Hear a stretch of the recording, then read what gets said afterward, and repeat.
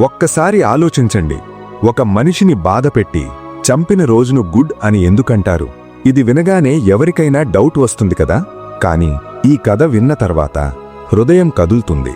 సుమారు 2000 సంవత్సరాల క్రితం ఈ లోకంలోకి ఒక పవిత్రుడు వచ్చారు. ఆయన పేరు యేసుక్రీస్తు. ఆయన ఒక్కటే బోధించారు, అందరినీ ప్రేమించండి, క్షమించండి, శాంతిగా జీవించండి. కాని కొంతమంది ఆయన్ని అర్థం చేసుకోలేదు. ఆయన్ని పట్టుకుని తీసుకువచ్చారు, కొట్టారు, చివరికి శిలువపై వేశారు. ఆ బాధాకరమైన రోజు శుక్రవారం.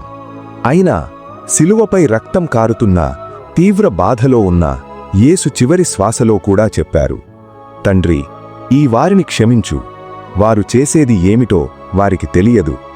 అంటే తనను బాధపెట్టిన వారిని కూడా ఆయన ప్రేమించారు. అత్యంత బాధలో కూడా క్షమ చూపించారు.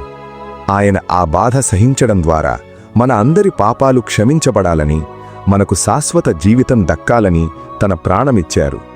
అందుకే ఆ రోజును గుడ్ ఫ్రైడే అంటున్నారు. ఎందుకంటే బాధలో కూడా ప్రేమ చూపించిన రోజు ఇది.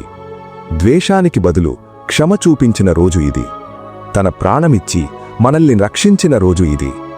ఈస్టర్ ముందు వచ్చే ఈ శుక్రవారం మనం కూడా ఆయనలాగే క్షమించడం నేర్చుకుందాం, ప్రేమించడం నేర్చుకుందాం, బాధల్లో కూడా ఆశతో ఉండడం నేర్చుకుందాం. మీ అందరికీ బ్లెస్డ్ గుడ్ ఫ్రైడే. యేసు ప్రేమ మీ హృదయంలో ఎప్పుడూ నిండి ఉండాలి. శాంతి, ప్రేమ, క్షమ, ఈ మూడూ మీ జీవితంలో ఎప్పటికీ ఉండాలి. ఆమేన్.